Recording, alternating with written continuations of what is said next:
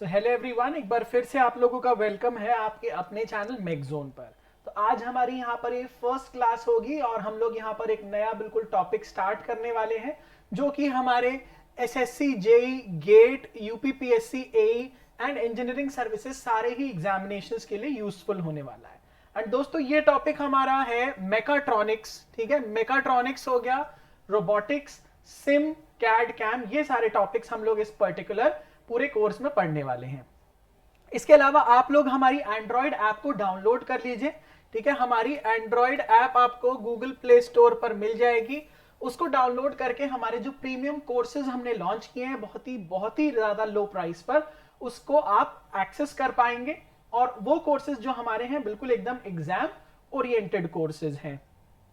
चलिए तो हम लोग यहां पर स्टार्ट करते हैं। सबसे पहले we will be going for the introduction. ठीक है, इंट्रोडक्शन आज हम इस लेक्चर में इंट्रोडक्शन ही कवर करने वाले। ठीक है, जैसा कि आपको पता है कि जैसा अगर हम लोग पीछे जाएं, अगर टाइम में हम लोग काफी पीछे जाएं, ठीक है, तो हम ये रियलाइज करते हैं कि पहले के कंपैरिजन में और आज की अगर हम लोग बात करें तो हमारी जो टेक्नोलॉजी है, ठीक है, पहले के कंपैरिजन में और आज की अगर हम लोग बात करें तो डिफरेंस किस चीज का आता है? हमारी टेक्नोलॉजी का। ठीक है, हमारी टेक्नोलॉजी का बहुत बड़ा डिफरेंस है। अगर हम प्रीवियस बात करें, अगर हम बात करें बहुत प्री हिस्टोरिक टाइम्स या बहुत साल पहले की, तो एक आपको मैं मजेदार किस्सा बताऊं। जो हमारा कटिंग टूल हुआ करता था, जो हमारा कटिंग टूल हुआ करता था, वो वुड से बनता था। क्या बनता था? Would say. अब आप खुद ये चीज समझ सकते हैं कि अगर कटिंग जो टूल है हमारा, हम वुड से बना रहे हैं, तो क्या ये हर मटेरियल के लिए इस्तेमाल हो पाएगा? नहीं। ऑब्वियसली ये उन्हीं मटेरियल्स के लिए यूज हो पाएगा जिनकी हार्डनेस, ठीक है, जिनकी हार्डनेस वुड से कम है। डेफिनेट सी बात है, जिनकी हार्डनेस वुड से कम होगी उन्हीं मटेरियल्स के लिए हम वुड से बने हुए कटिंग टूल को इस्तेमाल कर पाएंगे। और अब इसको होल्ड करने के लिए आदमी होल्ड करे रहता था, मतलब इस तरीके से आदमी होल्ड किया हुआ है और इस तरीके से कटिंग हो रही है।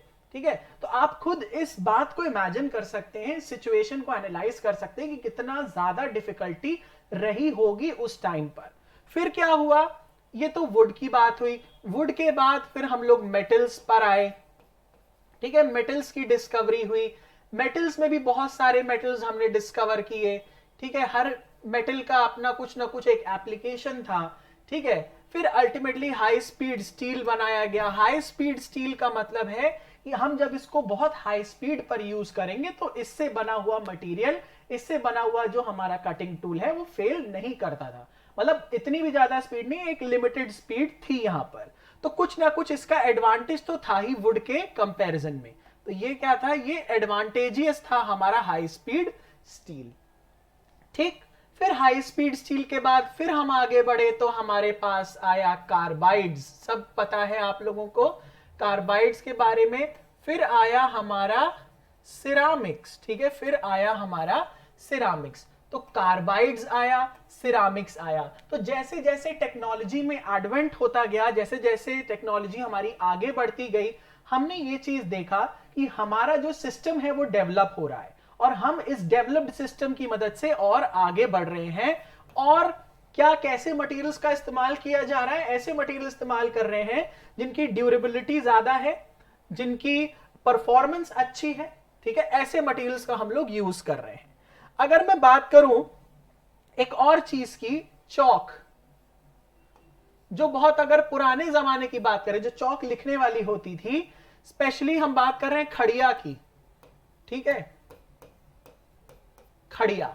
ऑलराइट, तो खड़िया जो हमारी होती थी वो क्या होता था भाई? देखो, खड़िया का और बोर्ड का जो कांटेक्ट एरिया था वो ज्यादा था, एरिया वहां पर ज्यादा था, फ्रिक्शन भी ज्यादा लगता था। तो अल्टीमेटली क्या हो जाता था? टीचर को बहुत ज्यादा एनर्जी लगानी पड़ती थी। ठीक है भाई, फिर खड़िया से क्या मॉडिफाई हुआ? चौक बना। अब चौक का कांटेक्ट सरफेस एरिया बोर्ड के साथ में काफी कम हो गया, तो यहां पर फ्रिक्शन भी क्या हो गया? कम हो गया। तो एनर्जी जो रही, एनर्जी रिलेटिवली और कम हो गई लगाने के लिए। ठीक है, फिर इसके बाद क्या आया, इसके बाद आपका आ गया व्हाइट बोर्ड मार्कर। अब मार्कर का जो सरफेस एरिया है वो और कम होगा क्योंकि पॉइंटेड होती है, लेकिन जब वो घिस जाती है तो आप देखते हो उसमें ज्यादा दिक्कत हो जाती है। तो यहां पर एनर्जी क्या हुई, और कम हो गई। अब हो सकता है फ्यूचरिस्टिक टेक्नोलॉजी की अगर हम लोग यहां पर बात करें, जो हमारे फ्यूचर में पॉसिबिलिटी है वो होंगे हमारे गैस मार्कर्स।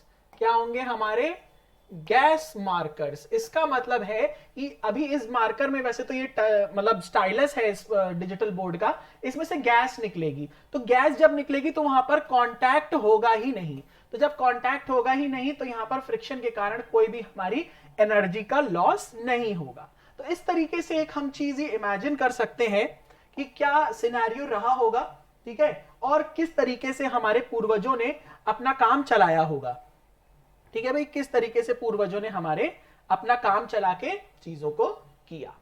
अच्छा, फिर हम लोग बात कर रहे थे, जब पुरानी ही बात करते हैं तो वहां पर जो सबसे ज्यादा इंपॉर्टेंट बात थी दैट इज मैन। ठीक है, मैन क्या था, मैन ही यहां पर ऑपरेटर था। मैन ही क्या था यहां पर, ऑपरेटर था। ठीक है भाई, मैन्युअली ऑपरेट करी जाती थी चीजों को।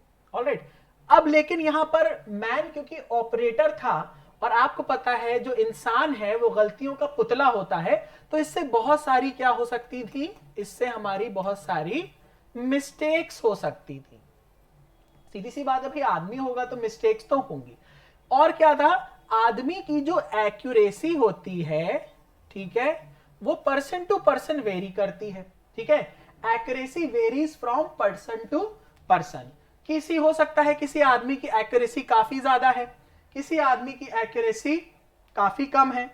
ठीक है, तो एक्यूरेसी किसी की ज्यादा, अब जैसे मान लीजिए कोई ओल्ड एज है, ठीक है, उसके पास क्या होगा, एक्सपीरियंस अच्छा होगा, लेकिन उसकी एफिशिएंसी क्या हो सकती है, कम हो सकती है, क्योंकि भाई वो इतना एफिशिएंटली वर्क नहीं कर पाएगा।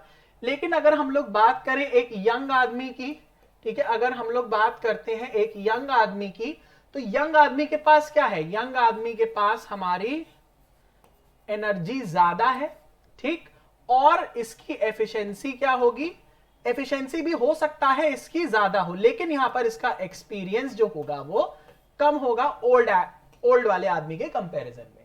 तो आप कुछ चीजों को रिलेट कर पा रहे होंगे, मैं भी आप लोगों को रिलेट करके ये चीज समझाना चाह रहा हूं कि अगर हम लोग पहले की बात करते हैं और आज की बात करते हैं, तो उस पहले और आज में बहुत बड़ा डिफरेंस किसका है कि जो मैन होता था पहले, सब चीजें मैन ही ऑपरेट करता था, इतना ज्यादा मैकेनिकल चीजों को ऑपरेट नहीं किया जाता था। मैकेनिकली चीजों को ऑपरेट करना उतना संभव नहीं था, क्योंकि हमारी जो मशीन्स थी वो उतनी ज्यादा डेवलप नहीं करी गई थी। ठीक है, तो अब यहां पर क्या हुआ भाई, यहां पर ये हुआ क्योंकि आदमी ही सारी चीजें कर रहा है। ठीक है, क्योंकि मैन सारी चीजें कर रहा है, तो जो हमारी जो प्रोसेस हो रही है, ठीक है, जो हमारा प्रोसेस हो रहा है उसमें हमारी एक्यूरेसी जो थी वो काफी कम थी, एक्यूरेसी काफी कम थी। क्यों, क्योंकि भाई मैन हो सकता है उतना ज्यादा ट्रेंड ना हो, इसकी ट्रेनिंग उतनी ज्यादा अच्छी नहीं हुई है, इसे इक्विपमेंट सीखने में टाइम लग रहा है, इसे इक्विपमेंट को यूज करने में काफी दिक्कतें आ रही हैं, बहुत सारी चीजें होती हैं। ठीक है, बहुत सारी यहां पर चीजें होती हैं जिसकी वजह से एक्यूरेसी हमारी कम थी। अब जैसे जैसे टेक्नोलॉजी हमारी आगे बढ़ी, जैसे जैसे हमारी टेक्नोलॉजी आगे बढ़ी, तो हुआ क्या, डेवलप हुई हमारी मशीन्स। क्या डेवलप हुई, हमारी मशीन्स डेवलप हुई।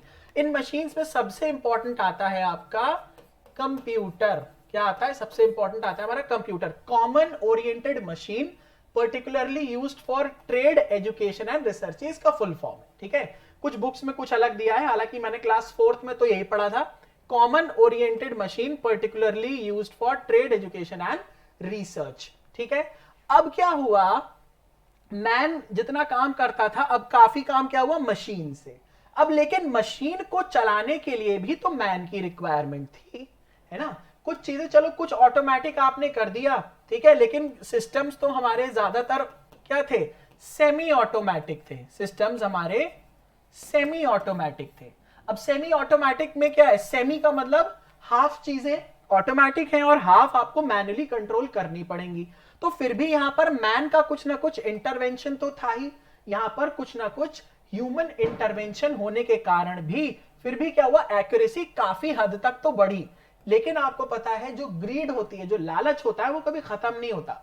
तो हमने ये एम किया कि हम एक्यूरेसी को और ज्यादा बढ़ाएंगे, हम एक्यूरेसी को और ज्यादा बढ़ाएंगे। तो अब हमने क्या किया, इंटीग्रेशन स्टार्ट कर दिया। अब हमने क्या किया, इंटीग्रेशन स्टार्ट कर दिया। इंटीग्रेशन का मतलब है हमने यूनियन लिया। ठीक है, किस चीज का यूनियन हमने यहां पर लिया, हमने यहां पर मैन को प्लस मशीन को प्लस कंप्यूटर को साथ में इंटीग्रेट कर दिया। भाई अल्टीमेटली ऑपरेट तो मैन ही करेगा कंप्यूटर को, और कंप्यूटर किसे चलाएगा, मशीन्स को ऑपरेट करेगा। तो अल्टीमेटली मैन को सिर्फ क्या देना है, यहां पर इनपुट करना है। ठीक है, ये इनपुट कहां जाएगा, आपके कंप्यूटर में जाएगा। कंप्यूटर क्या करेगा, प्रोसेसिंग करेगा। कंप्यूटर क्या करेगा, प्रोसेसिंग करेगा। प्रोसेसिंग करने के बाद ये कहां गया, मशीन में, और फाइनली मशीन क्या देगी आपको, आउटपुट देगी। क्या देगी आपको, आउटपुट देगी। तो अल्टीमेटली हम ये कहें कि मैन की वजह से जो इनएक्यूरेसी इंट्रोड्यूस हो रही थी हमारे सिस्टम में, उस इनएक्यूरेसी को किसने ओवरकम कर दिया, कंप्यूटर ने ओवरकम कर दिया। ठीक है, कंप्यूटर की मदद से हमारा जो भी इनएक्यूरेसी थी वो काफी हद तक क्या हो गई, एलिमिनेट हो गई, काफी हद तक कम हो गई। तो इसी प्रोसेस को, या कहें इसी एक ओरिजिन को, जहां पर हमने कंप्यूटर की मदद से सिस्टम को इंटीग्रेट किया सच दैट उसमें मैन, मशीन एंड कंप्यूटर तीनों चीजें हमारे यूनाइट हो गए, और कंप्यूटर की हेल्प से मैन ने जो भी इनपुट दिया था उसको हमने एक लॉजिकली प्रोसेस करके किसमें डाल दिया, मशीन में डाल दिया। ठीक है भाई, चलिए अब देखिए क्या लिखा हुआ है। ये लिखा हुआ है, computer integrated manufacturing describes the integration of computer aided design. तो कंप्यूटर इंटीग्रेटेड मैन्युफैक्चरिंग का मतलब है कि हम जो भी चीजें देखो मैन्युफैक्चरिंग में क्या होता है, मैन्युफैक्चरिंग में बेसिकली हमारा होता यह है कि हमारे पास कोई एक रॉ मटेरियल होता है, उस पर हम कोई एक प्रोसेस लगाते हैं, और ये फाइनली हमारा रॉ मटेरियल किसमें बन जाता है, फाइनल प्रोडक्ट, या फिर इसे हम लोग फिनिश्ड प्रोडक्ट भी कहते हैं, और it is also called as finished product. ठीक है, इसे हम लोग फिनिश्ड प्रोडक्ट भी बोलते हैं। तो कंप्यूटर की मदद से जो भी हम लोगों ने मैन्युफैक्चरिंग, मतलब अल्टीमेटली मैन को क्या देना है, मैन को देना है इनपुट। किस फॉर्म में मैन इनपुट देगा, यहां पर कमांड के फॉर्म में देगा। ठीक है, इसने कमांड दे दिया। कमांड कहां गया, हमारे कंप्यूटर में, एंड कंप्यूटर में चीजें प्रोसेस हुई, एंड अल्टीमेटली हमारी जो भी मशीन्स थी उसके थ्रू हमें आउटपुट मिल गया। अल्टीमेटली हमारी मैन्युफैक्चरिंग को हमने कंप्यूटर की मदद से मशीन्स के साथ ऑब्टेन कर लिया। ठीक है, integration of the computer aided design, जिसको कहते हैं कैड। ये कैड जो एक सब्जेक्ट भी होता है हमारे सेमेस्टर में, ठीक है, हमारे सेमेस्टर में जो एक सब्जेक्ट भी होता है जिसको हम लोग कैड बोलते हैं, कंप्यूटर एडेड डिजाइन। ठीक है, इसमें हम लोग बेसिकली क्या होता है, ये सॉफ्टवेयर बेस्ड होता है। ठीक है, ये सॉफ्टवेयर बेस्ड चीजें होती हैं इसमें, और most of the mechanical engineers इसको क्या करते हैं, बस सेमेस्टर के लिए पढ़ो और टुल कर दो। तो हालांकि उस टाइम पे हम लोगों को चीजों की इंपॉर्टेंस नहीं पता होती है। तो मैं आप लोगों से कुछ रिक्वेस्ट करूंगा कि अगर आप लोग ये सॉफ्टवेयर सीख लेते हैं अपने बीटेक टाइम में ही, तो बहुत ज्यादा यूजफुल रहेगा।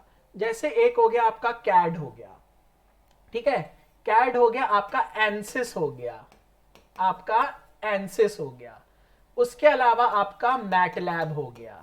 ठीक है, मैटलैब हो गया, और अगर पॉसिबल हो सके, हालांकि इतना अगर आपने सीख लिया, देन ट्रस्ट मी आपको हमेशा एडवांटेज रहेगा। क्या एडवांटेज रहेगा ये आप देखेंगे। एक तो इंडस्ट्रियल एडवांटेज आपको रहेगा। कोई भी मान लीजिए कंपनी आती है और उसने मांग लिया कि भैया आपको मैटलैब की, हालांकि मैटलैब का जो रिक्वायरमेंट है इलेक्ट्रिकल इंजीनियर्स भी यूज करते हैं, मैकेनिकल वाले भी करते हैं, इसको बायोलॉजिस्ट भी करते हैं। ठीक है, जो कंप्यूटेशनल बायोलॉजी पे वर्क करते हैं, कंप्यूटेशनल केमिस्ट्री पे वर्क करते हैं, उनको भी इसकी रिक्वायरमेंट होती है। कैड बेसिकली यूज किया जाता है मैकेनिकल इंजीनियर्स द्वारा, प्रोडक्शन इंजीनियर्स द्वारा।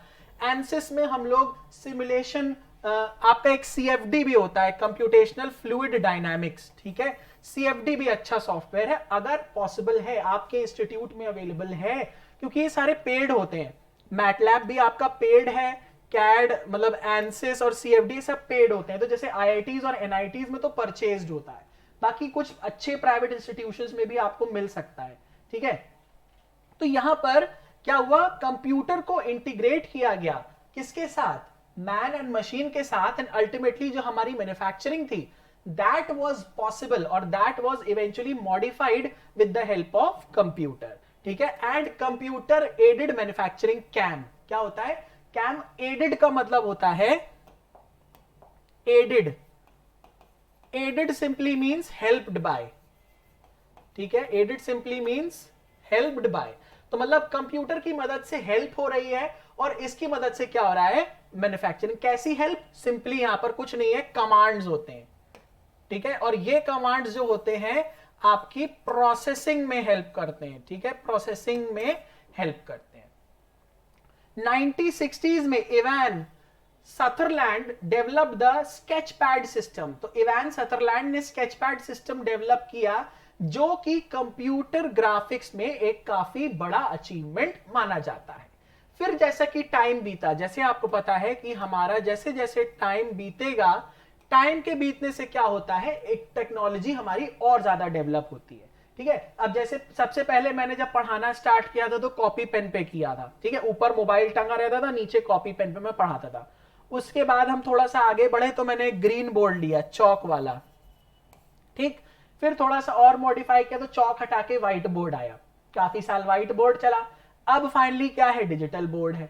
हो सकता है भविष्य में डिजिटल बोर्ड के लिए भी कोई एक ऑल्टरनेटिव हमारा आ जाए, ठीक है भाई। चलो, तो यहां पर एक बहुत बड़ा फिर क्या हुआ, स्लोली इवेंचुअली इवोल्यूशन हुआ, चीजें इवॉल्व हुई। इवॉल्व का मतलब है कि हमारी एग्जिस्टिंग टेक्नोलॉजीज में, हमारी एग्जिस्टिंग टेक्नोलॉजी में क्या हो सकता है, कुछ फ्लॉज हो सकते हैं, हमारी एग्जिस्टिंग टेक्नोलॉजीज में कुछ फ्लॉज हो सकते हैं। उन फ्लॉज को क्या करना है, रिमूव करना है, और इनकी जगह इसको क्या कर देना है, अपडेट करना है। क्या करना है, अपडेट करना है। जैसे कि हम लोग अगर बात करें तो अगर मुझे अच्छे से ध्यान है, क्लास 9th में जब मैं था, क्लास 9th में हम लोग ने सबसे पहले विंडोज 98 चलाया था। विंडोज 98 आया था जब मैंने सिस्टम अपना कंप्यूटर लिया था। फिर जब मैं शायद 10th में आया या 9th के बाद ही हमारा आ गया विंडोज XP, ठीक। फिर विंडोज XP के बाद कौन सा आया था, विस्टा।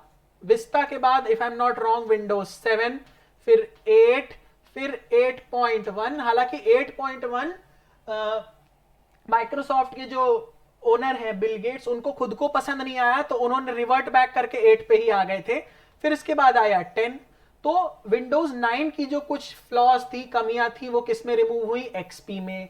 एक्सपी की कमियां विस्टा में, विस्टा में बहुत सारी कमियां थी, इसीलिए ज्यादा चला नहीं, तो विंडोज 7 आ गया। विंडोज 7 हालांकि आज भी आपको पता है कि इसके जो अपडेट्स हैं वो डिसकंटिन्यूड है, लेकिन फिर भी इसको लोग यूज कर रहे हैं। बैंक वैंक में आप देखते होंगे कि विस्टा ही मतलब ये विंडोज 7 पड़ा था। फिर 8 काफी अच्छा था।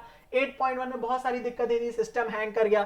फिर आ गए 10 पे। अब 10 में भी कुछ चेंजेस वेंजेस होंगे तो 13 आ जाएगा, या विंडोज कुछ भी आ सकता है, नया वर्जन, ठीक है। तो इस तरीके से एवोल्यूशन होता है। एवोल्यूशन का जो मेन कॉज है ना, एवोल्यूशन का जो मेन कॉज है वो है हमारे एग्जिस्टिंग सिस्टम में, हमारे एग्जिस्टिंग सिस्टम में कोई फ्लॉ होना, ठीक है, फ्लॉ होना। या अगर कोई फ्लॉ नहीं है, या अगर कोई फ्लॉ नहीं है, तो हम क्या कर रहे हैं, एग्जिस्टिंग टेक्नोलॉजी को ही हम इंप्रूव कर रहे हैं, उसे एक नया रूप, आकार, नया रंग दे रहे हैं। जैसे कि हम लोग बात करें कोर i3 प्रोसेसर, सब लैपटॉप में सबने सुना होगा।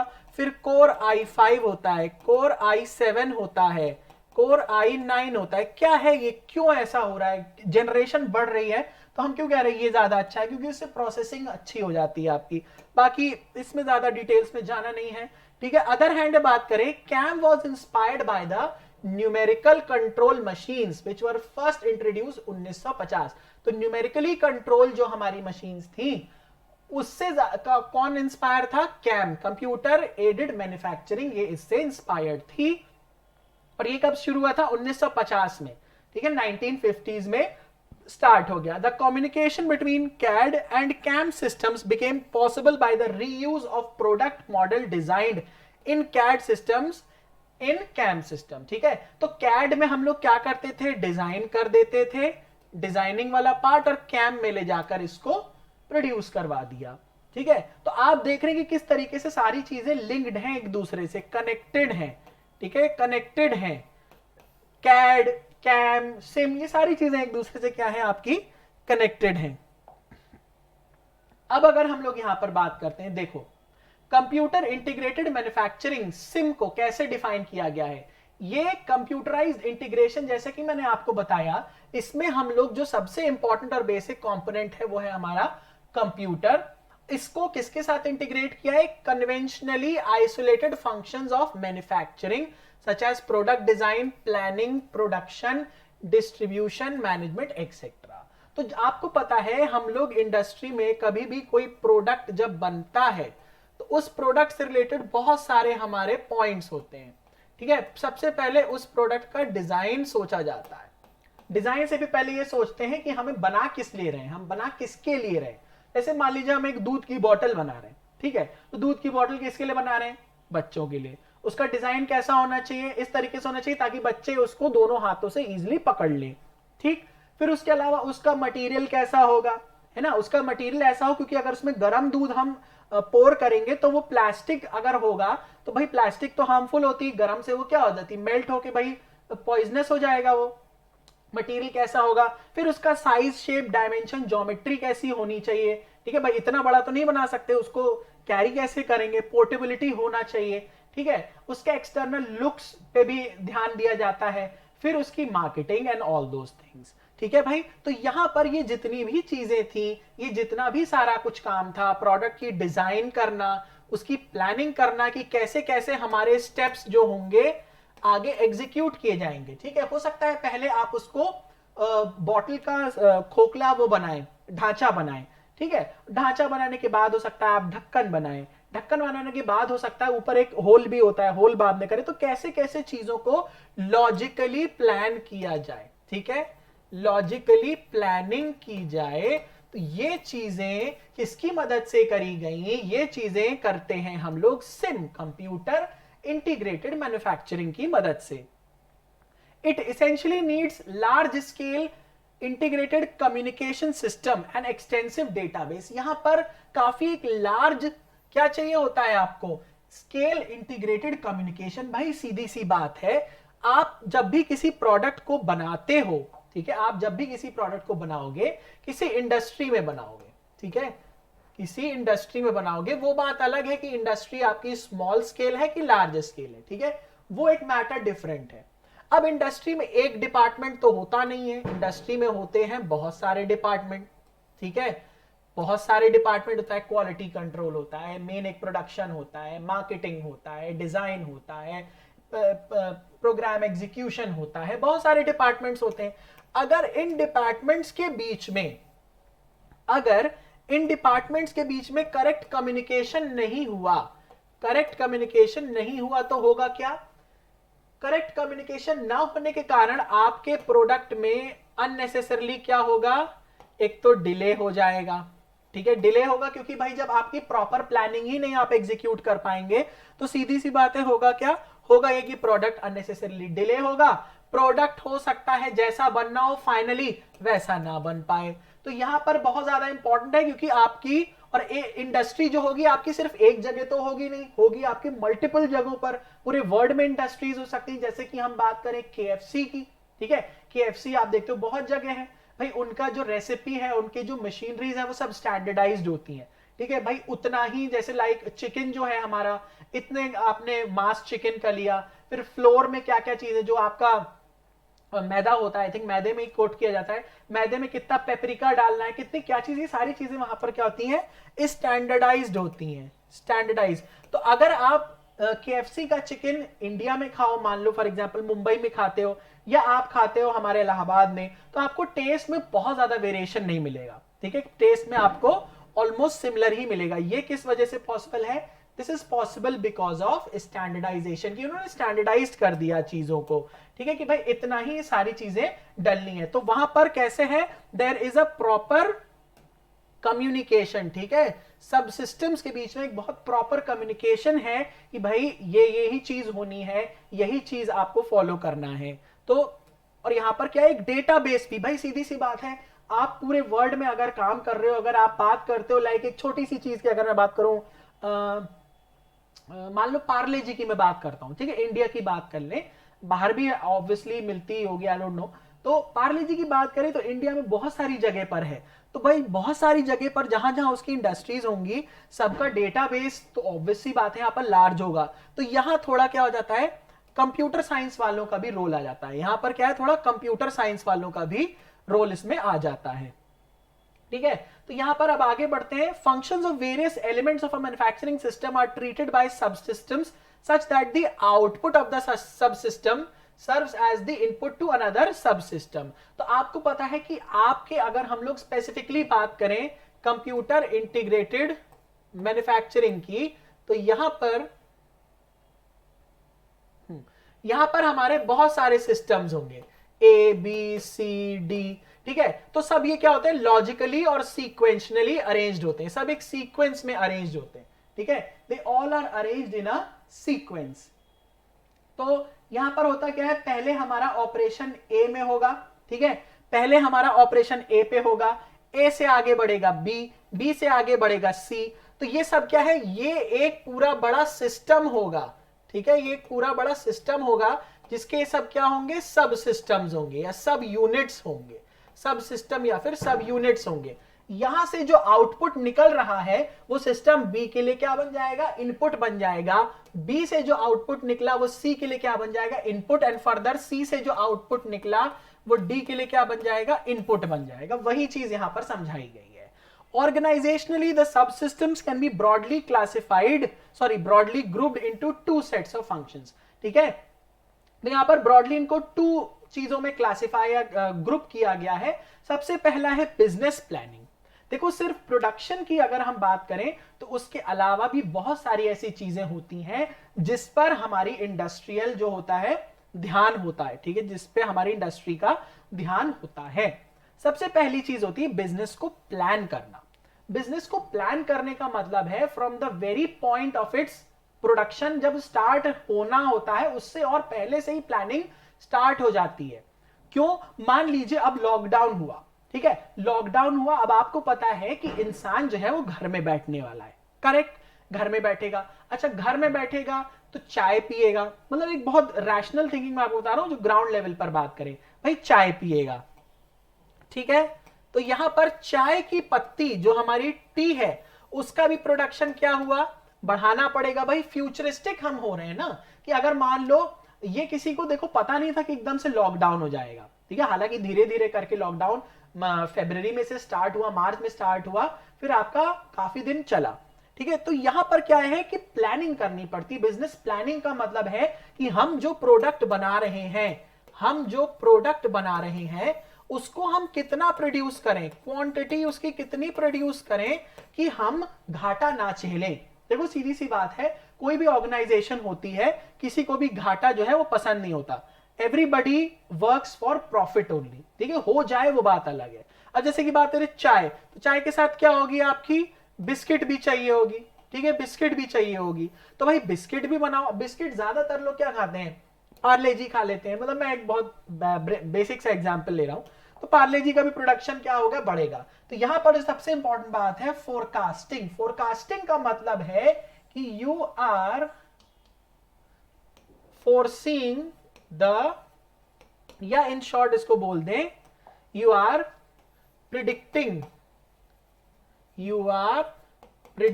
For the future. आप फ्यूचर के लिए क्या कर रहे हो, प्रिडिक्शन कर रहे हो। अब प्रिडिक्शन जो होता है वो हो सकता है सही भी हो, वो हो सकता है एकदम गलत भी हो जाए। भाई हमने प्रिडिक्ट किया कि लॉकडाउन में बहुत सारा पार्ले जी खाया जाएगा, हो सकता है हो, लेकिन गलती कहां हो सकती है भाई, जब इंसान बाहर ही नहीं निकलेगा, वो अवॉइड करेगा पहली बात तो बाहर निकलना, तो हो सकता है भाई कि वो हमारी पार्ले जी को ना खरीदे, ठीक है, ना ही खरीदे हो सकता है, ये तो पॉसिबिलिटी है। तो यहां हम गलत भी हो सकते हैं, यहां हम सही भी हो सकते हैं। तो जहां पर भी बात आती है फोरकास्टिंग की, फोरकास्टिंग हमेशा क्या होता है, एक प्रिडिक्टिव चीज होती है, प्रिडिक्टिव स्टडी होती है, फोरकास्ट कर लेना। ठीक है, scheduling, material requirement planning, MRP, invoicing and accounting. ठीक है, मटेरियल रिक्वायरमेंट प्लानिंग भी आपको करनी पड़ती है, जिसको हम लोग बोलते हैं एमआरपी। कितने मटेरियल की रिक्वायरमेंट है, कैसे कैसे क्या चीज हमें चाहिए होगा, तो पूरा उसको हम लोग प्लान आउट करते हैं। इनवॉइसिंग एंड अकाउंटिंग, ये सारी चीजें आपके मनी से रिलेटेड हो गई। ठीक है, मनी रिलेटेड ये मैटर हो गए। यहां पर सबसे ज्यादा इंपॉर्टेंट क्या है, प्लानिंग में आप सबसे ज्यादा पहली बात तो फोरकास्टिंग करते हो, फिर चीजों को शेड्यूल करते हो कि हमें ये काम इतने टाइम में करना है। कि मान लो मुझे जितने भी प्रोडक्ट का प्रमोशंस है, ठीक है, प्रोडक्ट का प्रमोशन मुझे 7 दिन के अंदर करना है, तो आपने शेड्यूल बना लिया कि फर्स्ट दिन हम इतने घंटे चलवाएंगे, सेकेंड डे हम इतना करेंगे, तो यहां पर एक शेड्यूलिंग हो जाती है। ठीक है ना। फिर बात करें चीजों को एग्जीक्यूट करने वाला डिपार्टमेंट, एक तो प्लान कर रहा है, प्लानिंग सारी चीज हो गई, सब कुछ फाइनलाइज हो गया, अब उस प्लान को एग्जीक्यूट भी करना पड़ेगा। हम लोग क्या होते हैं, बस प्लानिंग करके ही रह जाते हैं, चीजों को एग्जीक्यूट नहीं कर पाते। तो यहां पर क्या है, production and process control, material handling, testing and inspection. जब सारी चीजें तैयार हो गई तो अब क्या बताया, अब बचा प्रोडक्शन का काम आया। प्रोडक्शन होगा, प्रोडक्ट को प्रोड्यूस किया जाएगा। ठीक है, कितना मतलब बन गया है, बनने के बाद ऐसा थोड़ी कि डायरेक्ट उसको भेज दिया जाएगा। इंडिया में हो सकता है ऐसा हो कि बनने के बाद डायरेक्ट भेज दो कस्टमर को, ऐसा नहीं होता।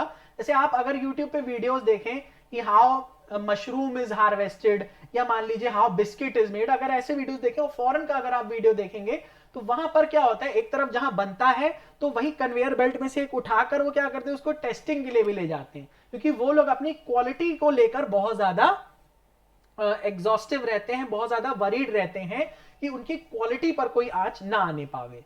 ठीक है, तो ये चीजें हो गई। फिर मटेरियल को हैंडल करना, ये भी बहुत एक बड़ा टास्क होता है। ठीक है, जब मटेरियल आपका जो प्रोड्यूस हो गया फाइनली, जब वो प्रोड्यूस हुआ तब से लेकर, मतलब पैकिंग वैकिंग सब हो गई, तब से लेकर जब तक उसे आपने डिस्पैच नहीं किया तब तक तो आपको उसे हैंडल करना पड़ेगा। अब ये मटेरियल क्या हो सकता है, पेरिशेबल भी हो सकता है। ठीक है, ये पेरिशेबल भी हो सकता है, खराब जल्दी हो गया, तो इसको हैंडल करना काफी ज्यादा डिफिकल्ट होगा। अगर मान लो ये लाइक 1 महीना टिक गया, 2 महीना टिक गया, हफ्ता 10 दिन टिक गया, तो इसकी हैंडलिंग अलग तरीके से करी जाएगी। ये जो पेरिशेबल आइटम्स हैं, इसकी हैंडलिंग को करने के लिए थोड़ा सा यहाँ पर ज्यादा दिमाग भी लगता है और यहाँ पर आपके रिसोर्सेज भी लगने वाले हैं। फिर इसकी टेस्टिंग करना, भाई जो हमने बनाया है, ठीक है, टेस्टिंग में क्या होता है, जो हमने बनाया है क्या वो सही बना, क्या वो सही बना या फिर वो गलत बना। सही बना तो उसको क्या करेंगे, मान लीजिए कुछ एडिबल आइटम है तो हो सकता है खाकर भी देख लें कि चलो भाई ठीक है। ठीक है, अगर गलत बना तो क्या कर देते हैं, उसको रिजेक्ट भी कर देते हैं। ठीक है, उसको रिजेक्ट भी कर देते हैं।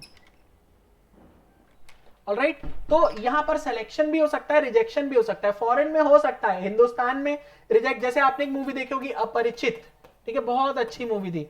अपरिचित में एक सीन दिखाया है कि उसके जो रेलवे का वो होता है ना खाना बनने वाला, तो वहां पर कहता है सर सांभर में छिपकली गिर गई है, तो क्या करूं, दोबारा बनाने, तो कहता है कि नहीं, इतनी 2 इंच की छिपकली इतने बड़े सांभर में गिरेगी तो क्या हो जाएगा।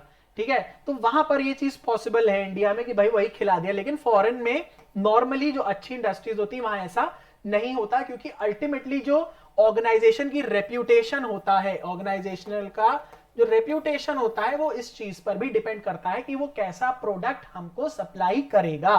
ठीक है, कैसा भाई सीधी सी बात है, अगर आपने एक दुकान से मान लो समोसा लेके आए, आपको सड़ा हुआ समोसा दे दिया, आप अगली बार नहीं जाओगे, सीधी सी बात है। तो ये सब बातें जो थी इसमें मैटर काफी ज्यादा करती हैं। तो 2 पार्ट्स हमारे होते हैं, एक तो प्लानिंग वाला पार्ट होता है, दूसरा जो भी चीजें प्लान हो गई उसको हमें एग्जीक्यूट भी करना है। ठीक है, तो इस वाले इंट्रोडक्शन पार्ट में इतना ही करते हैं, नेक्स्ट इसके आगे और पढ़ेंगे और इसी तरीके से कोर्सेज को हम लोग अपने कंटिन्यू करेंगे। Thank you so much for watching. अगर वीडियो आपको अच्छा लगा हो, ठीक है, अगर आपको वीडियो अच्छा लगा हो तो प्लीज हमारे चैनल को लाइक कर देना। ठीक है, चैनल को लाइक कर देना, सब्सक्राइब कर देना, मतलब वीडियो को लाइक कर दीजिएगा, चैनल को सब्सक्राइब कर दीजिएगा और प्ले स्टोर पर जाइएगा। ठीक है, आप प्ले स्टोर पर जाइएगा, प्ले स्टोर पर आपको हमारी एप्लीकेशन मिल जाएगी, ठीक है। उस एप्लीकेशन को आप डाउनलोड कर लीजिएगा।